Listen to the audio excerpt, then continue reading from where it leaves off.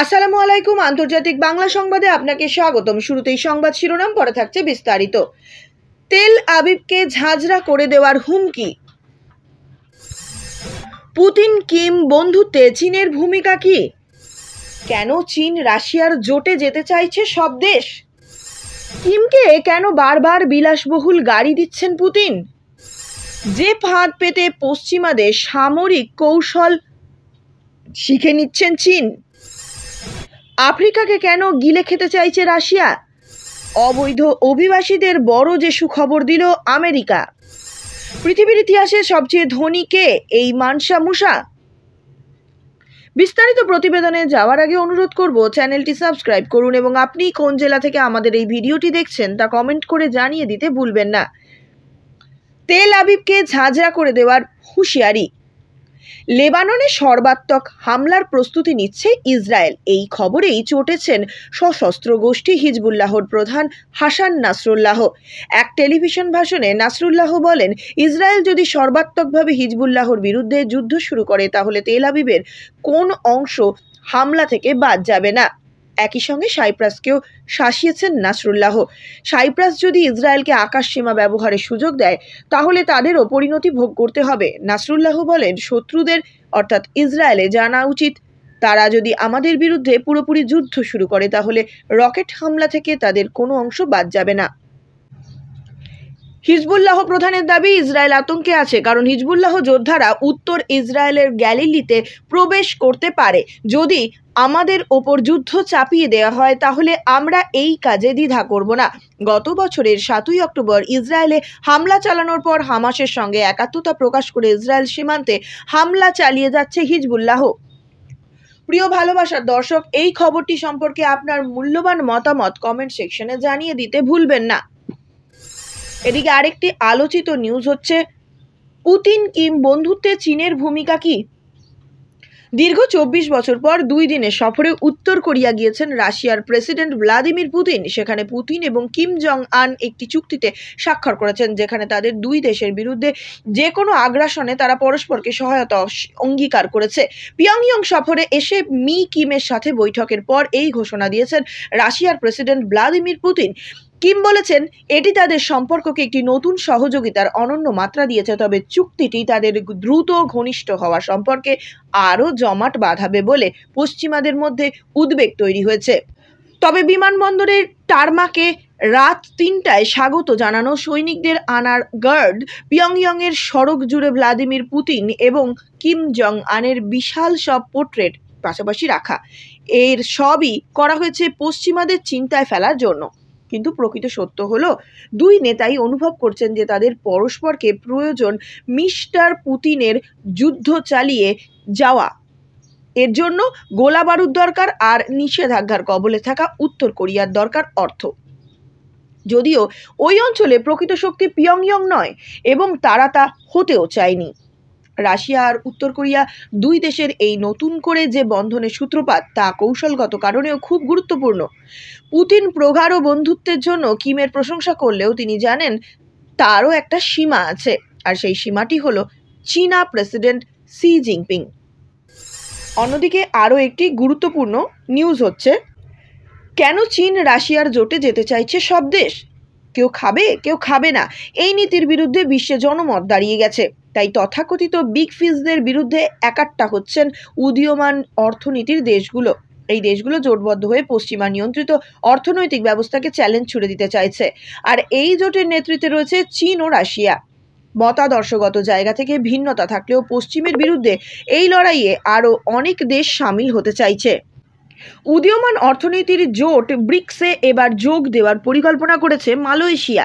চীনের media outlet গুয়াংচাকে দেওয়া এক সাক্ষাৎকারে এমনটাই জানিয়েছেন মালয়েশিয়ার প্রধানমন্ত্রী আনোয়ার ইব্রাহিম। 2009 সালে প্রতিষ্ঠা পায় ব্রিক্স। এর পরের বছর জোটে যোগ দেয় দক্ষিণ আফ্রিকা। ব্রিক্সের শুরুর দিকে সদস্য রাষ্ট্র ব্রাজিল, রাশিয়া, ভারত, চীন, দক্ষিণ আফ্রিকার আদ্যক্ষর দিয়ে এই গ্রুপের নামকরণ করা হয়েছিল। বর্তমান বিশ্ব অর্থনীতি দাপিয়ে বেড়াচ্ছে পশ্চিমারা। সেই বিশ্ব ব্যবস্থাকে চ্যালেঞ্জ ছুড়ে দিতেই গেল বছর সদস্য বাড়ানোর সিদ্ধান্ত নেয় ব্রিক্স। এরপরই চলতি বছরের জানুয়ারিতে সৌদি আরব, ইরান, ইথিওপিয়া, মিশর ও সংযুক্ত আরব আমিরাত ব্রিক্সের সদস্য হয়। আরও অন্তত 40টি দেশ ব্রিক্সের সদস্য হতে আগ্রহ প্রকাশ করেছে। উদীয়মান অর্থনীতির দেশগুলোর একজোট হওয়া, বিশেষ করে চীন ও রাশিয়ার বলয়ে ঢুকে যাওয়ার পশ্চিমারা এখন বেশ চিন্তায় পড়ে গিয়েছে। এদিকে আরেকটি আলোচিত খবর হচ্ছে, কিমকে কেন বারবার বিলাসবহুল গাড়ি দিচ্ছেন পুতিন। 24 বছর পর উত্তর কোরিয়া সফরে গেছেন রাশিয়ার প্রেসিডেন্ট ভ্লাদিমির পুতিন। সফরে একটি চুক্তি স্বাক্ষর করেছেন তারা। সেখানে বলা হয়েছে তাদের দুই দেশের বিরুদ্ধে এই যে কোনো আগ্রাসনে তারা পরস্পরকে সহায়তার অঙ্গীকার করে আসছেন। সফরে কিম জং উনের জন্য নানান উপহার নিয়ে গেছেন রুশ প্রেসিডেন্ট, এমনকি পুতিনকেও উপহার দিয়েছেন কিম। রুশ প্রেসিডেন্ট পুতিনের সহযোগী ইউরি উশাকভ জানিয়েছেন, পুতিন কিমকে একটি রাশিয়ান বিলাসবহুল অরাস গাড়ি, একটি অ্যাডমিরালের ছুরি এবং একটি টি শার্ট উপহার দিয়েছেন। তিনি বলেন, এই সব উপহার প্রেসিডেন্ট পুতিনের ভাবমূর্তির জন্যই মানানসই হবে। অন্যদিকে রুশ প্রেসিডেন্ট পুতিনকে শিল্পকর্ম উপহার দিয়েছেন কিম। শিল্পকর্মটিতে একাধিক আবক্ষ মূর্তি রয়েছে বলে জানিয়েছেন পুতিনের সহযোগী উশাকভ। আরও জানান, উত্তর কোরিয়া সফরে কিম জং উনকে একটি দামি গাড়ি উপহার দিয়েছেন পুতিন। গাড়িটি রাশিয়ার বিলাসবহুল অরাস ব্র্যান্ডের। এর আগে গত ফেব্রুয়ারিতে কিম জং উনকে একটি দামি লিমুজিন গাড়ি উপহার দিয়েছিলেন পুতিন। তবে এবার অরাস ব্র্যান্ডের কোনো মডেলের গাড়ি উপহার দিয়েছেন পুতিন, সেটা জানা হয়নি। সাধারণত প্রশ্ন উঠছে, উত্তর কোরিয়ার নেতা কিমকে বারবার কেন দামি ও বিলাসবহুল গাড়ি উপহার দিচ্ছেন রুশ প্রেসিডেন্ট পুতিন। অন্যদিকে আরেকটি নিউজ হচ্ছে, যে ফাঁদ পেতে পশ্চিমাদের সামরিক কৌশল শিখে নিচ্ছে চীন। সামরিক শক্তিতে চীনের ওপর আছে কেবল যুক্তরাষ্ট্র ও রাশিয়া, তবে শত্রু দেশ যুক্তরাষ্ট্রকে মোকাবিলা করতে র্যাঙ্কিংয়ে পিছিয়ে থাকার সুযোগ নেই। তাই এবার মোক্ষম এক কৌশল বেছে নিয়েছে চীন। গোয়েন্দা প্রতিবেদন বলছে, চীনের নতুন কৌশল মরণবাণ হতে পারে পশ্চিমাদের জন্য। তাই চীনকে মোকাবিলায় সতর্ক করে দিয়েছে যুক্তরাষ্ট্র ও তার পশ্চিমা মিত্ররা। পশ্চিমাদের টক্কর দিতে গেলে সেই সব দেশ থেকেই পারদর্শী হতে হবে। তবে বহু বছর ধরেই একটি খাত চীনের মাথা ব্যথার কারণ হয়ে দাঁড়িয়েছে। চীনের পাইলটদের দক্ষতা এবং কারিগরি সক্ষমতা পশ্চিমাদের টক্কর দেওয়ার জন্য যথেষ্ট নয়। তাই এবার পশ্চিমে প্রশিক্ষণপ্রাপ্ত পাইলটদের ভাড়া করে আনছে চীন। উদ্দেশ্য নিজ দেশের পাইলটদের সক্ষম করে তোলা। চীনের এমন কৌশল বেছে নেওয়ার পর যুক্তরাষ্ট্র ও তার ঘনিষ্ঠ গোয়েন্দা অধিকারীরা সতর্ক করে দিয়েছে। তারা বলেছে, নিজের বিমান বাহিনীর সদস্যদের প্রশিক্ষণ দিতে পশ্চিমা সামরিক পাইলট এবং অন্য সেক্টরের সদস্যদের নিয়োগ দিচ্ছে চীন। সম্প্রতি তথাকথিত ফাইভ আইজ নেশন যুক্তরাজ্য, কানাডা, অস্ট্রেলিয়া, নিউজিল্যান্ড এক যৌথ বুলেটিনে এমন সতর্কতা উচ্চারণ করেছে। যুক্তরাষ্ট্রের একজন কর্মকর্তা বলেছেন, পশ্চিমা প্রশিক্ষণপ্রাপ্ত পাইলটরা চীনের সামরিক কর্মকর্তাদের এয়ার কমব্যাট কৌশল থেকে শুরু করে একটি এয়ারক্রাফট ক্যারিয়ারকে কিভাবে অবতরণ করানো যায় সেগুলি শিখাতে পারবে। এছাড়া পশ্চিমাদের যুদ্ধ কৌশল কিভাবে সামাল দেওয়া যায় এই সব পাইলটদের কাছে তারাও একটা ধারণা পাবে চীন। অন্যদিকে অপর একটি গুরুত্বপূর্ণ খবর হলো, আফ্রিকাকে কেন গিলে খেতে চাইছে রাশিয়া। ইউক্রেন যুদ্ধের মাধ্যমে পুরো ইউরোপকে একটি শিক্ষা দিতে চাইছেন রুশ প্রেসিডেন্ট ভ্লাদিমির পুতিন। স্পষ্ট ভাষায় বলতে চাইছেন, রাশিয়ার সামান্যতম নিরাপত্তা হুমকিও বরদাস্ত করবে না মস্কো। এর মধ্যেই আন্তর্জাতিক প্রভাব বিস্তারে আফ্রিকার দিকে নজর দিতে শুরু করেছে পরমাণু শক্তিধর দেশটি। সম্প্রতি আফ্রিকার সাব সাহারার সাহেল অঞ্চলে রুশ কূটনীতিকদের ঝটিকা সফর তারই ইঙ্গিত বহন করে। কিন্তু হঠাৎ করেই আফ্রিকার প্রতি রাশিয়ার এমন আগ্রহের কারণ কি?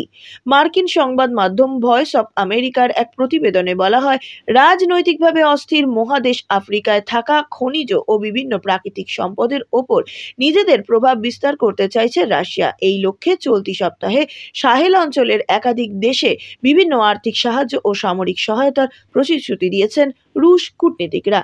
সম্প্রতি সাহেল অঞ্চলের দেশগুলো তাদের চিরাচরিত মিত্র ও নিরাপত্তা অংশীদার হিসেবে ফ্রান্স ও যুক্তরাষ্ট্রকে বাদ দেওয়ার উদ্যোগ নিয়েছে।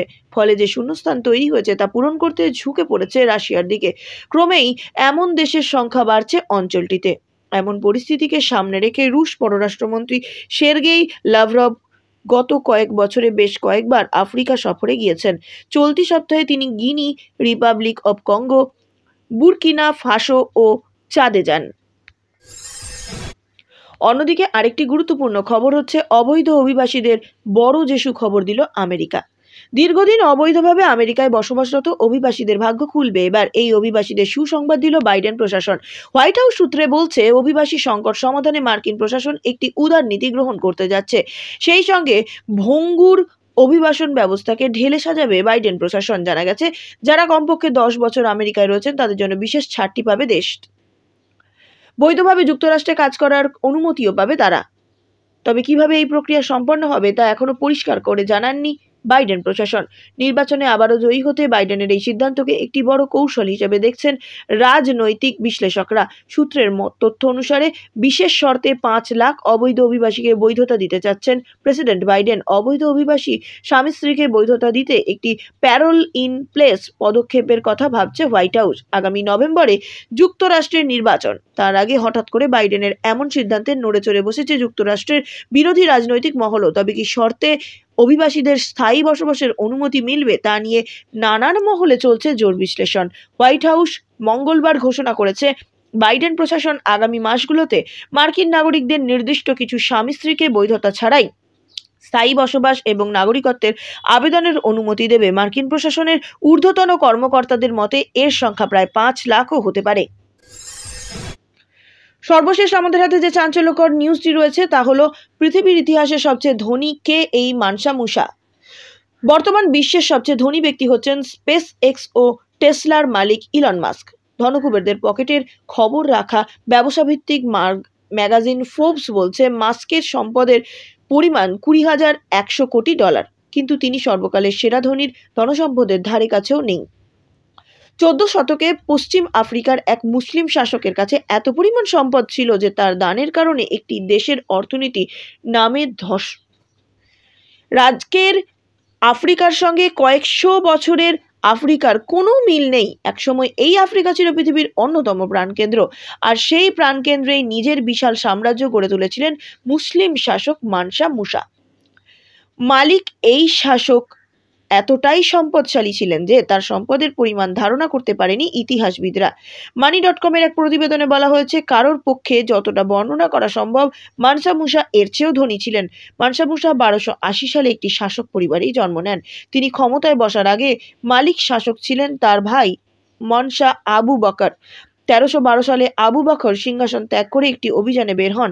আটলান্টিক মহাসাগর এবং তার ওপারে কি আছে তা নিয়ে খুব কৌতূহল ছিল আবু বকরের। বলা হয় 2000 জাহাজ এবং হাজার হাজার পুরুষ, নারী এবং দাস দাসী নিয়ে সমুদ্রে পাড়ি জমান তিনি। তবে এরপর আর কখনো ফিরে আসেননি আবু বকর।